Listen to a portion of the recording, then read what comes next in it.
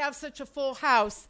I will tell you that there is overflow seating in the beloved old rug room, which is room 324A, and David Spear is over there, so if someone gets tired of standing, we don't want to lose you from the audience, and we would love to have you. So we're going to begin. It's just terrific to have you all here. Happy anniversary!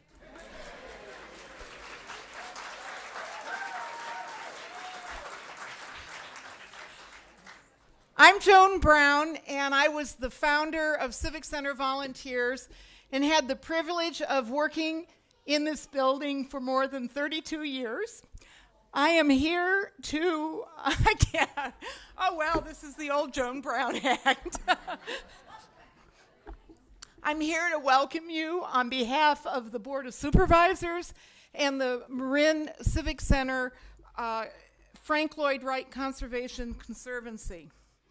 This is our final event in a full year of celebrating the golden anniversary of the Frank Lloyd Wright Civic Center.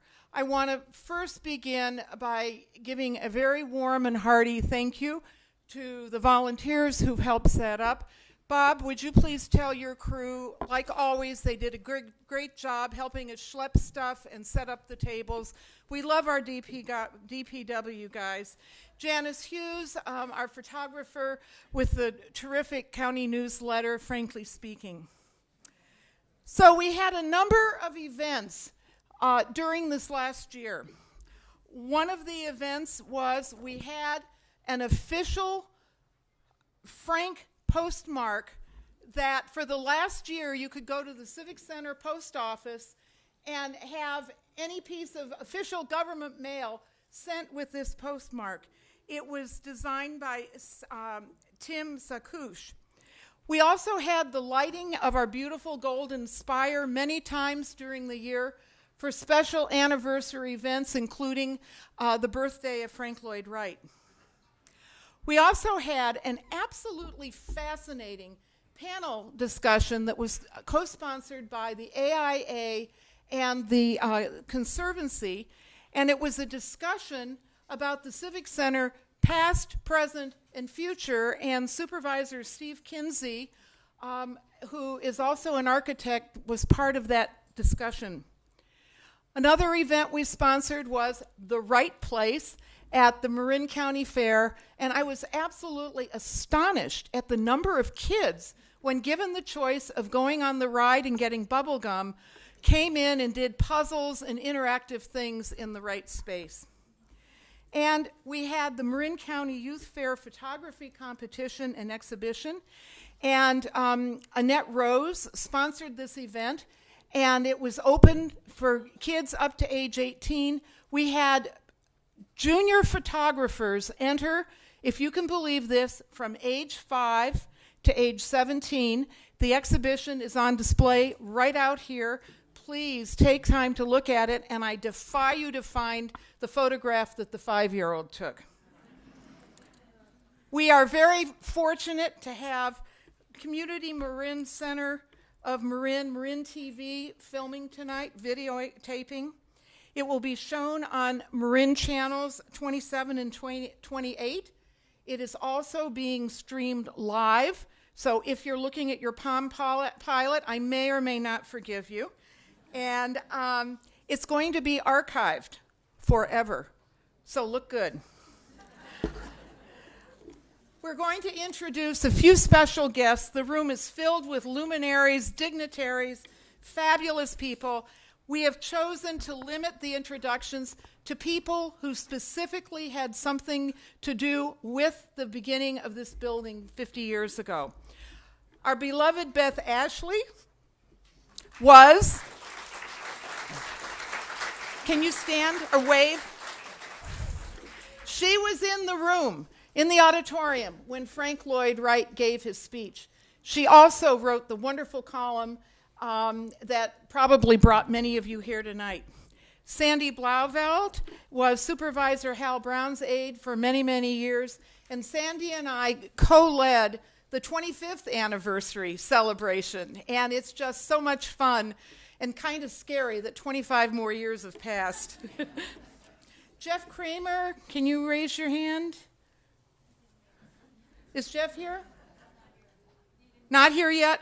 Okay, he is the son of publisher Jack Kramer, editor, sorry, who ran a poll when there was a work stoppage, and I listened to the oral history, and he worked so carefully to have it completely neutral so there would be no criticism, and it changed history.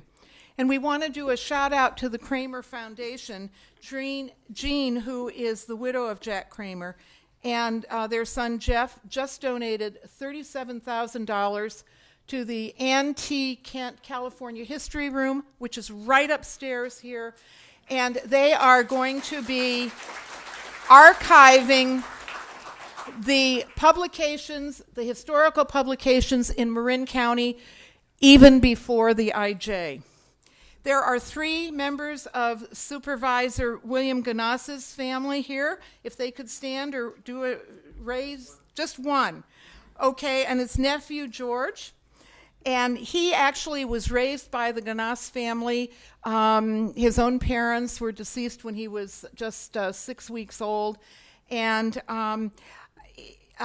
Bill Jr. tells the story that his father really got the importance of the history of this moment and of Frank Lloyd Wright. And when he was 10 years old, he got Frank Lloyd Wright's autograph.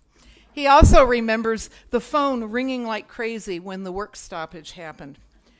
We have 2 architects with Taliesin who were with Mr. Wright during the design of the Civic Center. And would Henry Harold and Richard Keating,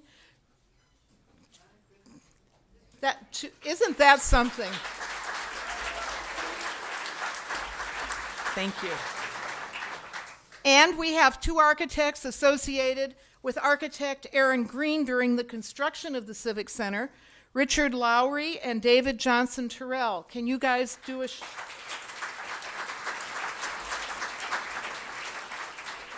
Jan Novi is president of Aaron Green Associates. And thank you.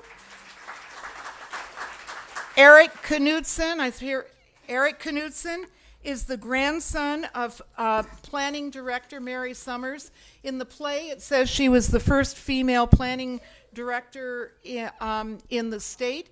She was also the first planning director of any species that Marin County had.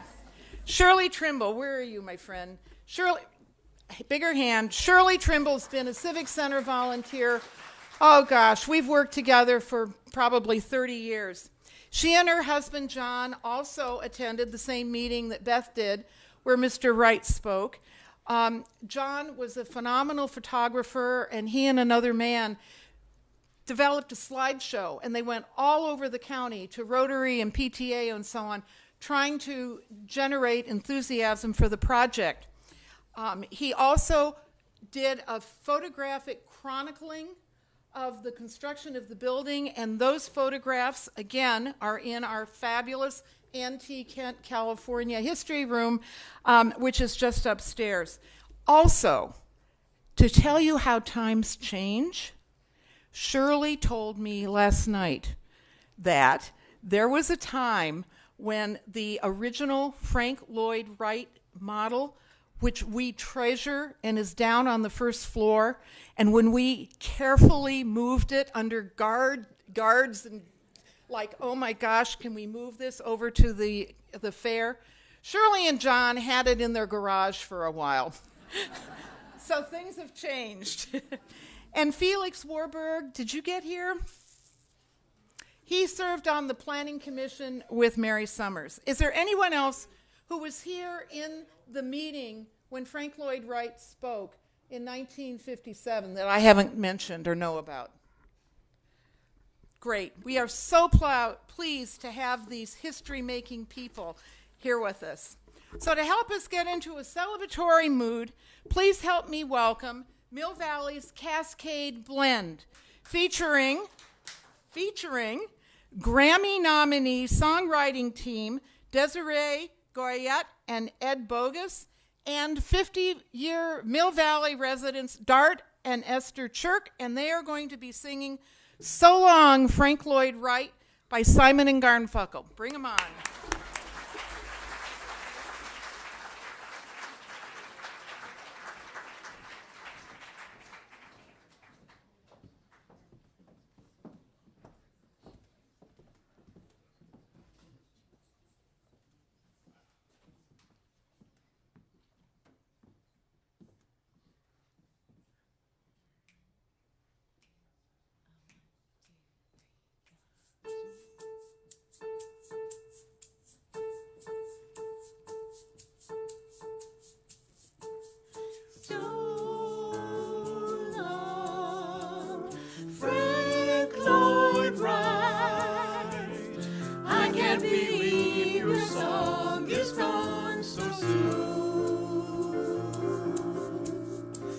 I barely learned the tune so soon, so soon. I remember Frank Lloyd Wright, all of the nights we harmonized till dawn. I never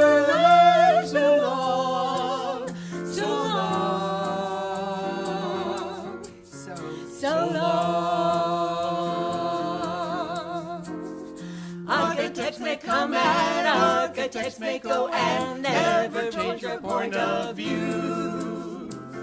When I run dry, I stop a while and think of you. Architects may come and architects may go and never change your point of view. So long, Frank Lloyd Wright. All of the nights we harmonize till dawn. I never laughed so long, so long, so long, so long, so long,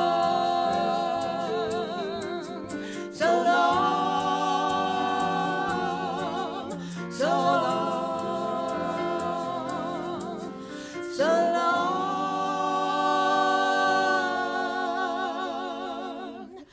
so long.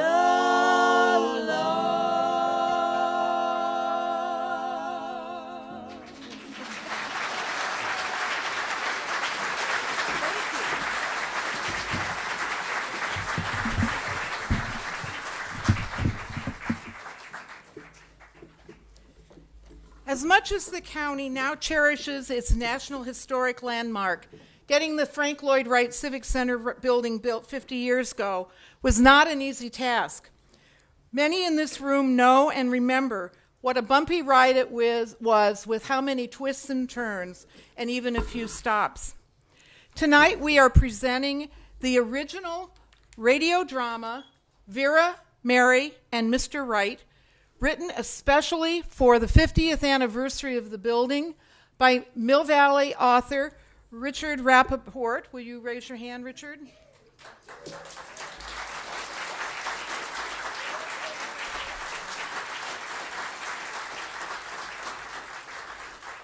This play traces the political struggle to design and build a new civic center in Marin County. It focuses on the tremendous impact the two visionary women had in a strongly male-dominated world of politics in the late 1950s and early 60s. The play's setting is a live radio show. You'll notice on your program that several of our actors have very close ties with the Civic Center. The actors will be reading from scripts as was customary in the days of live radio. Actors may please come in. Please imagine with me, it's an early summer's evening, a Sunday night in 1957. We and many Marinites are listening to KTIM Radio, AM, owned then by the Independent Journal.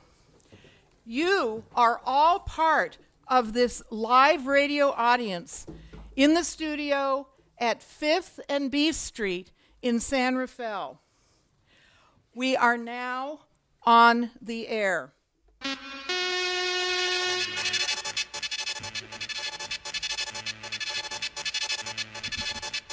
Scene 1, late July 1957, the voice of Marin. This is Footprint, the Sunday evening editorial voice of KTIM AM Radio, a Marin Independent Journal station. I'm Hugh Turner. You might know me as Mr. KTIM. Tonight, we speak with veteran Marin County Supervisor William Fusselman. Supervisor Fusselman is a man dead set against the construction of the new $4.7 million Frank Lloyd Wright designed County Civic Center. Let's begin by asking the supervisor why he feels so strongly about what has become one of Marin's signature projects. Mr. Fusselman, county citizens want to know, what's the story? Thank you, Hugh. To draw a bead on what actually happened on the Frank Lloyd Wright front, it helped to have attended last week's Board of Supervisors meeting. What was scheduled to be a cozy Civic Center contract signing between Marin County and Frank Lloyd Wright turned out to be less convivial than even I had hoped for. You could say we brought Mr. Wright and his admirers down a few pegs. Raised expectations were also notably on display at last spring's Bernard Maybeck Lecture Series. This famed event had been held annually at the UC Berkeley Architecture School, and as far as I'm concerned, has served as a platform for the architectural elite to spread what was often little more than elitist claptrap. Speaking of which, here's Mr. Wright now.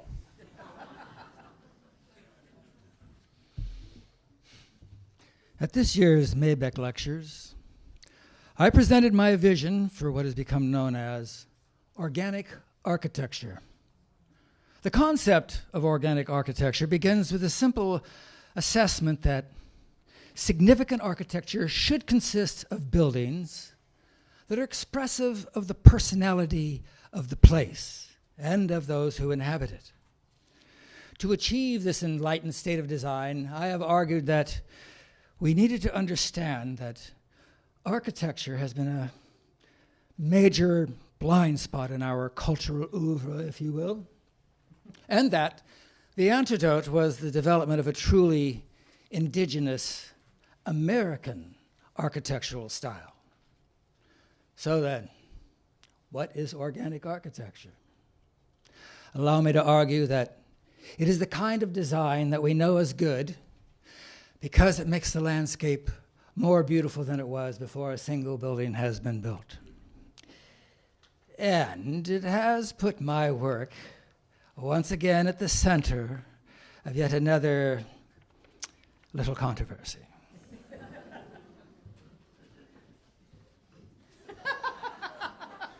In the end, what made me so mad was Wright's contention that architects were so damned high and mighty that they should be approached on hands and knees. He actually said such a damn fool thing during the Maybeck lecture. I remember thinking, what a screwy world this would be if we all had to come crawling on our bellies rather than retaining some degree of civic pride. And you better believe that there was no shortage of those apple-polishing sentiments at last week's Supervisors meeting. I'm Mary Summers. I was California's first female county planning director and a major local supporter of Frank Lloyd Wright. Contrary to what Mr. Fusselman suggests, Mr. Wright's architecture was singular, superb, and clearly the favorite of the noisy contingent of more than 500 concerned local citizens packing the meeting. Placed on the dais were 5 chairs, 4 filled and 1 conspicuously empty. To the pro-Wright supervisors, including Supervisor Bill Gnoss and Supervisor Walter Castro, the empty chair was a piece of political theater and a warning from Supervisor Bill Fusselman. It had been Fusselman who, over the previous decade, transformed that empty seat into an ongoing protest against the board majority organized by Liberal Supervisor Vera Schultz. To me, the scene seemed to exemplify the transition of Marin from sleepy rural outpost run by the so-called courthouse gang into a model of progressive democracy. I'm Vera Schultz, the board member from Southern Marin. After tangling with Bill Fusselman for the better part of a decade, I could generally sense when he was about to erupt. Staring at that empty chair, I could only guess what other ploys he had in store from his seemingly bottomless bag of parliamentary tricks. I did not have long to wait. Later, as the meeting was winding down, a member of the audience got up and shouted to be recognized. Scene 2, A Legionnaire's Tale. There was the figure dressed in American Legion regalia and bellowing like an angry ox to get the chair's attention. He was Reverend Henry Sanborn, chaplain of the American Legion's San Anselmo Post and publisher of the American Citizen, a publication categorized by some as a paper which saw Reds under every bed and communists in every union. Sanborn began reading from a letter he wanted to submit to the Board of Supervisors. In it, he charged that Frank Lloyd Wright was a supporter of communist causes. He then posed one of the strangest questions the board had ever heard. Is Marin County going to build a civic center made with the hammer of Lenin and thatched with straw cut by the sickle of Stalin? It took a beat for both Frank Lloyd Wright and the audience to grasp what had just transpired. As awareness dawned, the architect turned increasingly red-faced and began to wave his trademarked cane at Reverend Sanborn. Sir, this is an absolute and utter insult, and I will not be subject to it. I don't have to listen to this rot. There's no substance to it because I am a loyal American. Look at the record. Oh, rats. Take me as I am, but not at all. Then the remarkably spry 90-year-old architect stormed towards the exit, with Mary Summers close behind. What was particularly bizarre about the episode was that far from being a communist, Frank Lloyd Wright was an enthusiastic admirer of Jeffersonian democracy. He was even reputed to be the model for Howard Rourke, the arch-capitalist hero of Ayn Rand's The Fountainhead. When I finally caught up with Mr. Wright in the parking lot, all I could do was say over and over was, Mr. Wright, we love you. Those people don't represent Marin County. The careful showman, Mr. Wright, we always called him Mr. Wright, allowed himself to be calmed down. Talking to friends inside the hall, I had to admit that I was caught up short by Fusselman's trap. At first, I didn't quite know what to say. Unusual for me. I did address Sanborn and his legionnaires. I told them that their accusations were shocking and his tone had no place in a civilized political discourse. After the meeting, I spoke to reporters and tried to explain how the event had been a carefully conceived plot against Frank Lloyd Wright and the Civic Center project itself. As they left the hall, members of the audience continued to buzz at the sheer audacity of the escapade. But a smug Bill Fusselman had gotten what he wanted, transforming what should have been a feel-good celebration of the Wright Civic Center project into a confrontation between generations battling for the political and design soul of Marin County. Later in the month, I managed to have the final word. Enemies of Frank Lloyd Wright in Wisconsin found and sent me a document that cast doubt on the overall contract. I contended that Wright did not even have the authority to sign the contract, that it first had to go through the foundation bearing his name. The purpose of the Frank Lloyd Wright Foundation was, according to its articles of incorporation, to encourage the fine arts by the education and teaching of art and architecture and collateral crafts. How, I asked the board, does that language give the foundation the right to engage in commerce? It seemed clear to me that we could go out on a limb with the foundation and find that we were doing something very foolish. Scene 3, January 1st, 1957. Vera and Mary have a simultaneous and wonderful idea. As Marin County's first woman supervisor, I tangled just about daily with the good old boys who made up the Marin Courthouse gang. It did not particularly endear me to the boys, for example, that I was the first Marin County supervisor to have earned a college degree. All of which might have led to a lack of affinity with the men on the board, but conversely also drew me closer to the well-educated Mary. It was New Year's Day, 1957, and both Mary Summers and I finally managed to have had a few moments to ourselves. It was a rare occurrence for professional women who felt in those decades that we had to be better, smarter, and more dedicated in what was a decidedly masculine realm.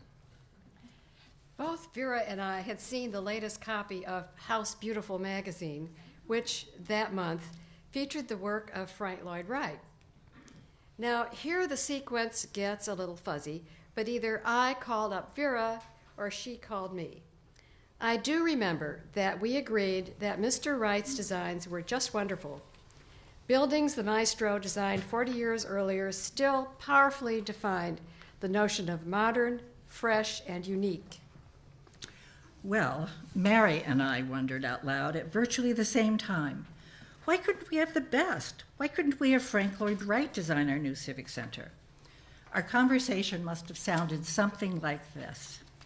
Hello, Mary, it's Vera. Hold on to your hat.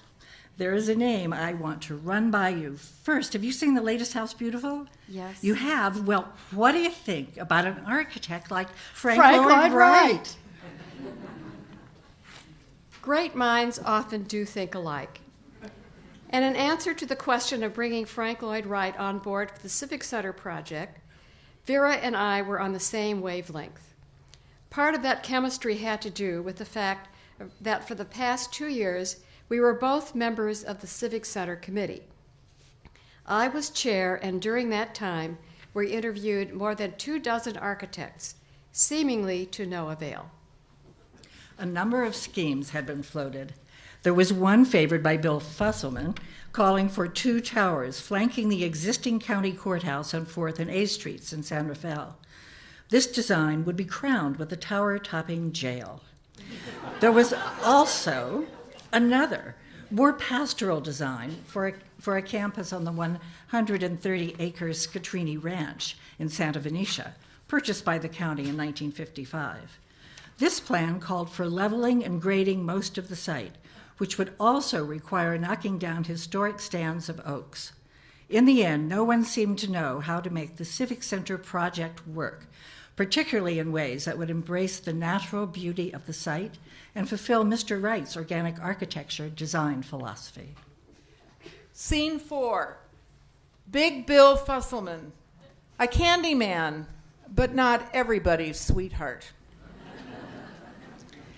My first reaction to bringing Mr. Wright on board for the Civic Center project was to make a date with Mary to see what America's greatest living architect had done lately. Given his age, there was a concern he might not have the necessary stamina of a younger man. We were happily wrong on that account and hugely impressed by his designs for the Guggenheim Museum in New York and the Johnson Wax headquarters in Racine, Wisconsin. We also knew that we were going to have to get around Bill Fusselman before we could even think about hiring Mr. Wright.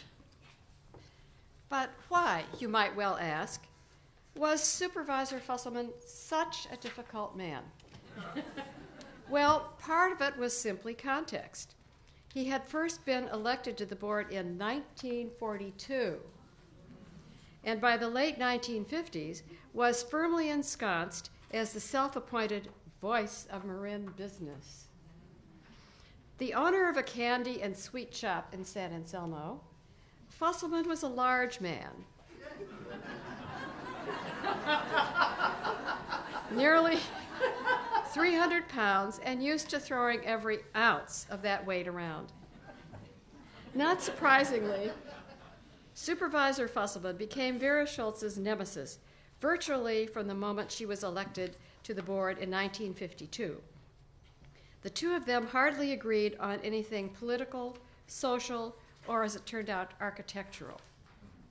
There were even those who reported that the very idea of a woman in politics would send Fusselman into a funk. Scene 5, Bridging the Hills of Marin, late July, 1957. I'm Aaron Green, Frank Lloyd Wright's San Francisco representative. As the associate architect, I was the link between the County Civic Center committee and the architectural team, which included Mr. Wright and William Wesley Peters, who would later become chief architect of the Frank Lloyd Wright Foundation. After that tumultuous meeting, with the contract officially signed, we were able to breathe a sigh of relief. The group, with a calmed Mr. Wright, gathered to enjoy a sumptuous lunch at the Meadow Club in Fairfax. During the meal, Mr. Wright noticed the piano across the dining room. Mr. Wright had a passion for the piano and would often seek refuge in the music of Beethoven. He quickly went to the keyboard and proceeded to serenade the group in a rousing rendition of Beethoven's Piano Sonata No. 13.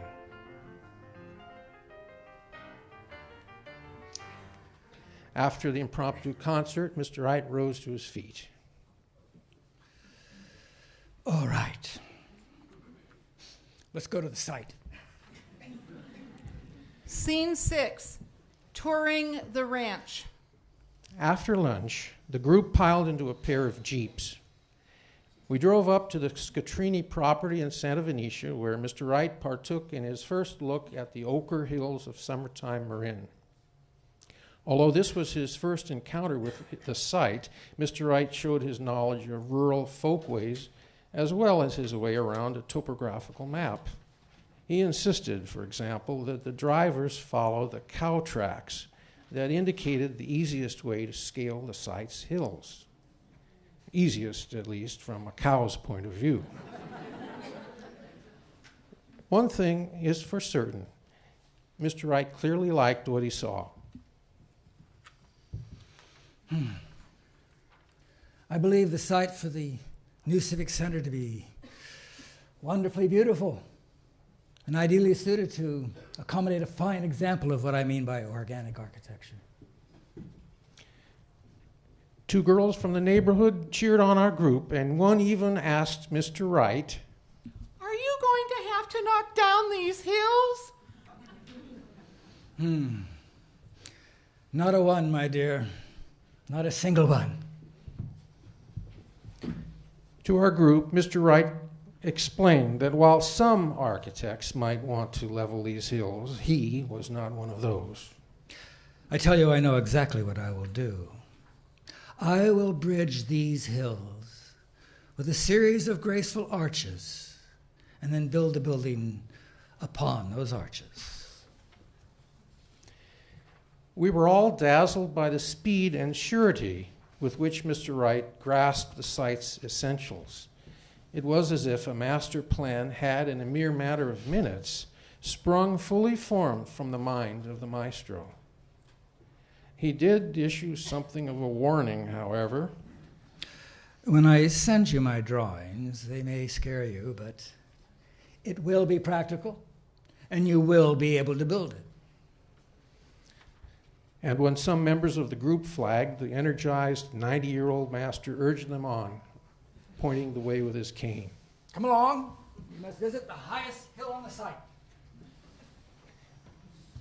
Equally notable was the fact that from the start, Mr. Wright's drawings clearly showed how the inherent features of the site would be used to best advantage by incorporating the hill formations organically as inseparable parts of his comprehensive design of buildings and the natural landscape.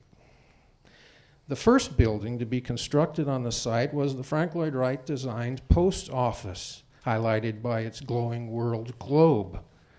That would prefigure and announce the two structures on the site. These were the 580-foot-long administration building and the 880-foot-long Hall of Justice. From a bird's eye view, the two building wings were like a clock face with hands permanently set at 7 o'clock. Scene 7, exit stage right. This is Hugh Turner, and we interrupt our programming to bring you this bulletin. Frank Lloyd Wright, one of America's most gifted and controversial architects, died this morning in Phoenix, Arizona, following emergency surgery. Mr. Wright was 91 years old and still working full-time in his architectural practice. The unthinkable suddenly became unhappy reality. Mr. Wright's April 9th, 1959 death brought us all up short. It was the death of a man whom we all thought was timeless as the hills themselves. And even if Supervisor Fusselman continued to dismiss the Civic Center as that gaudy building, with apologies to Antonio Gaudi, the design was taking on the intriguing architectural character and form that had come to Mr. Wright within minutes of his first visit to the site. 3 land bridges suspended among the site's 4 knolls. With Mr. Wright gone, disciples, including William Wesley Peters and associate Aaron Green, took over the day-to-day design work. And to those who tried to claim that Mr. Wright had little to do with subsequent plans, palette, and drawings, the work itself simply, unquestionably, irrevocably cried out, Frank Lloyd Wright.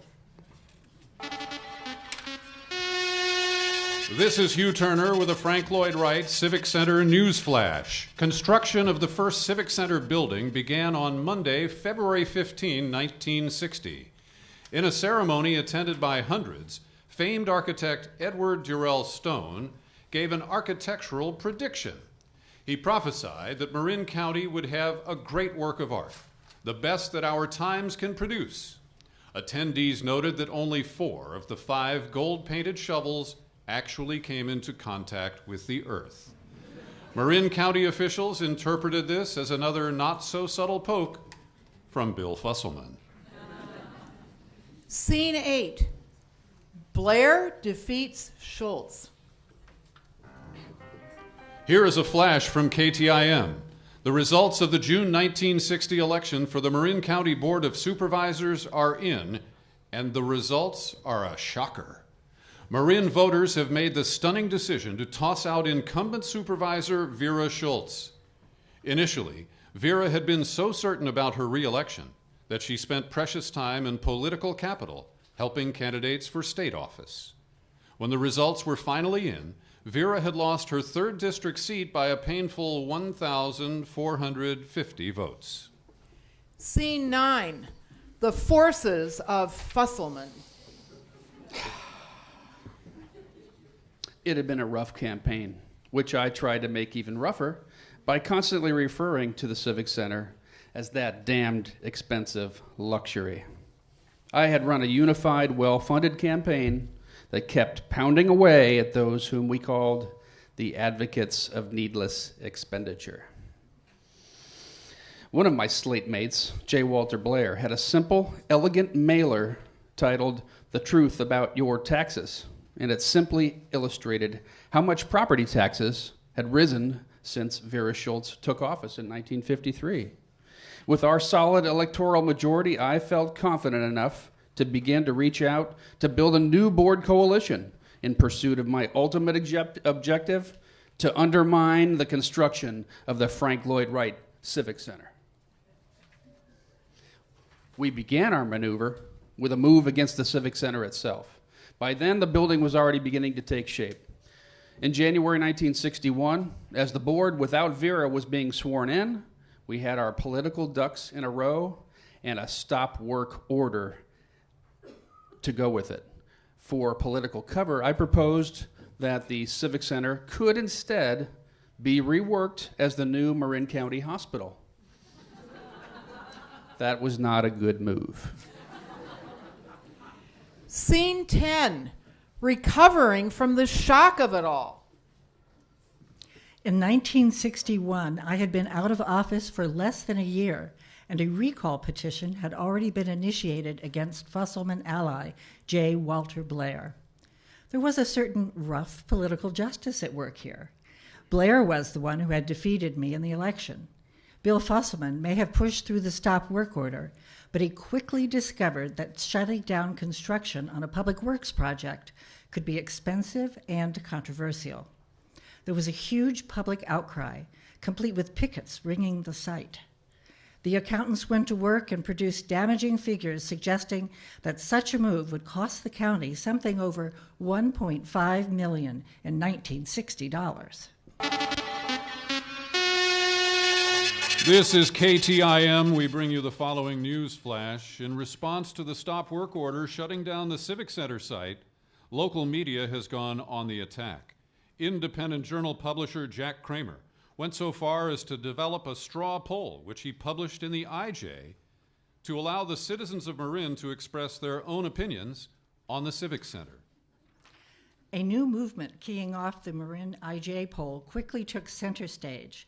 This plebiscite included Oscar-style tabulation and other rules that gave the vote the gravitas of a bona fide ballot measure. When the results of the poll were tallied, 85% of the people of Marin had voted against the work stoppage. Work resumed on the Civic Center on January 11th, 1961. The IJ would later write, "We had always considered Bill Fusselman to be one individual who wanted to give the people a voice in county government. Yet where were the hearings? There were none." There was even the bite of satire with the Chronicle's Art Hoppy wondering, what do you do with a building with 2 left wings?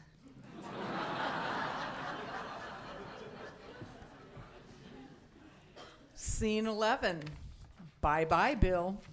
In 1961, a successful recall brought down Fusselman's ally, Supervisor J. Walter Blair. This realignment also helped again tip the electoral balance toward the pro-Wright forces. It also had the effect of bringing legendary environmentalist Peter Bear onto the board and helped polish the skids under Bill Fusselman, who was defeated for re-election in 1964 after a 45-year stint in county government. A political animal to the end, Bill Fusselman kept his finger in the political pie, starting a column, County Comment, in the IJ. With his image softened by time, Bill Fusselman died in September 1974. Lauded, if not for his bombast, then certainly as one of Marin's legislative giants. Scene 12, au revoir, Vera. Vera Schultz lived until 1995, dying at age 93, having outlived so many friends, admirers, and critics. In 1998, Vera was lauded in Dr. Evelyn Peggy Radford's splendid biography, Vera, First Lady of Marin. By this time, Vera's repute could hardly have been higher. Former Assembly member Bill Bagley said, in part, "I praised her for nothing less than having taken Marin County government out of the hands of a small, powerful oligarchy and making its government truly representative." Scene 13, goodbye, Mary. Mary Summers died in 1988, far too young, at age 70. As she had left the lectern at Berkeley's Wheeler Hall following the April 1957 Maybeck lecture, Mary had assuaged Vera Schultz's fears that the audience might misinterpret Frank Lloyd Wright talking about people crawling on their hands and knees in search of design greatness. We didn't crawl, did we? No, Vera, we walked like ladies and gentlemen. Epilogue, an architecture for democracy. Between the construction of the Golden Gate Bridge and Marin Civic Center, Marin moderates began to discover that it was they who had quietly assumed the mantle of county power. They had, in fact, become a powerful majority, able to sustain control for the next 50 years. This coming of age also guaranteed that the transformation from rural to suburban represented lasting positive change. As I wrote in my book, An Architecture for Democracy, the old courthouse style and philosophy were transformed in remarkable ways as the Frank Lloyd Wright designed Civic Center helped reinforce true democracy. The administration of Marin County government began to mirror the dignity of the new quarters as nothing less than a new body in a new and increasingly effective democratic political environment. Even though I had gone blind during the construction of the Civic Center, I was nevertheless able to see it actually completed. And even if that building cost me my political career, every time I visited, I knew it was worth it.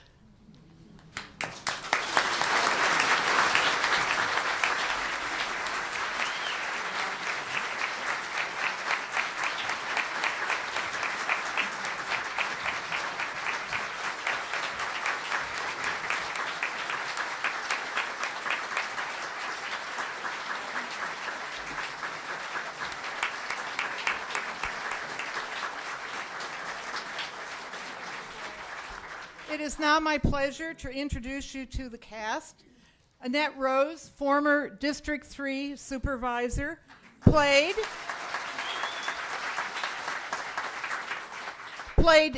third Supervisor District Vera Schultz. Marge Macris, former County Planning Director for Marin County, played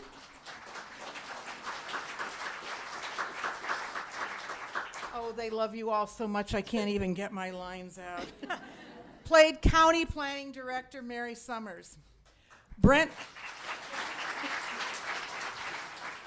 Ainsworth, formerly of the IJ and now County Public Information Officer, played Supervisor Bill Fusselman.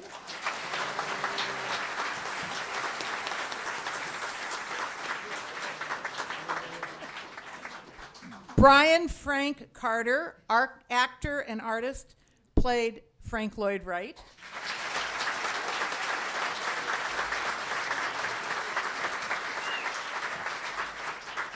William J. Schwartz, Taliesin-trained consulting Civic Center architect, played Aaron Green, associate architect with Frank Lloyd Wright.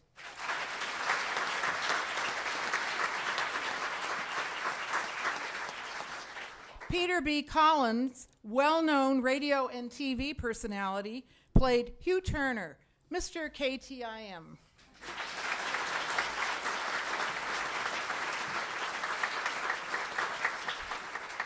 I would also like to have Richard Rapaport stand up, our terrific writer of this play.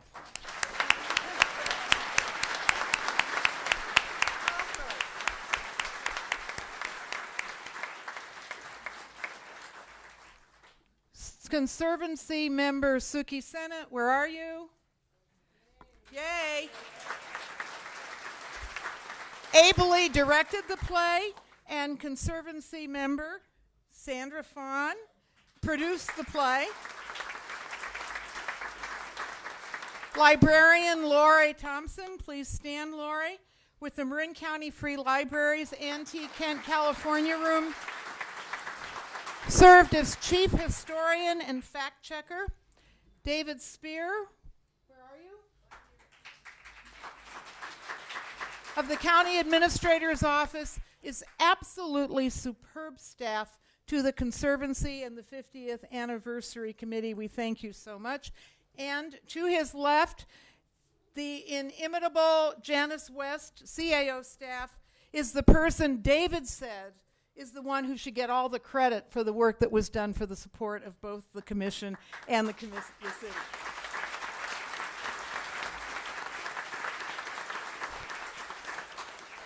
And the entire team, Sandra, would like to give a second huge thank you to you. Yes. She ably stepped up to assume the chairmanship of the Anniversary Ad Hoc Committee.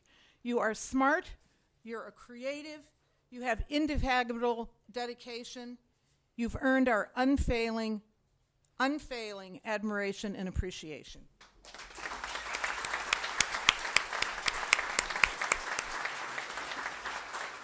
And here once again is Cascade Blend, and they are now going to sing an original song written just for the 50th anniversary for tonight's presentation. Bring them on. Oh, the name of the song is Thank You, Frank.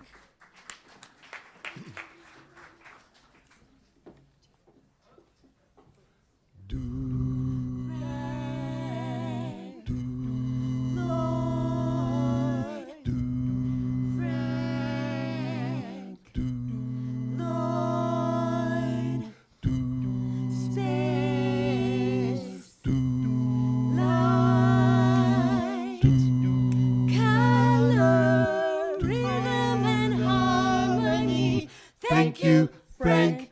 You really did it right. Thank you. One with nature, letting order divine create the plan. Oh man, oh man.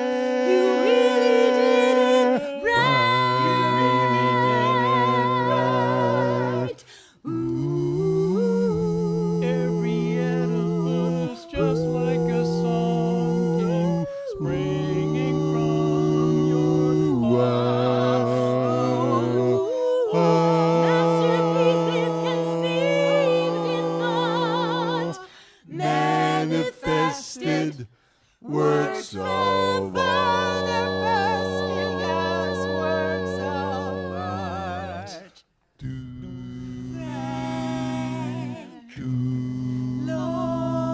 Lloyd.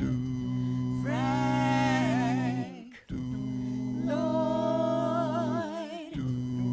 Seeker. Mentor. Visionary and bold inventor. Thank you, Frank. You really did it right. Frank Lloyd Wright. You did it right. Frank Lloyd Wright. You did it right. Frank Lloyd Wright. Frank Lloyd Wright. You did it right.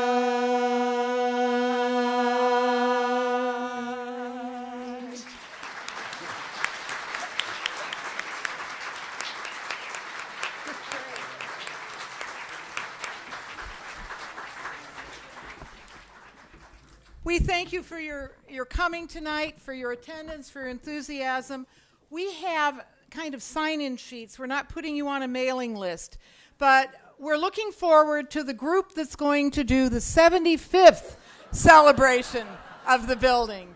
And they're going to want to look back, way back in time, to see who was here.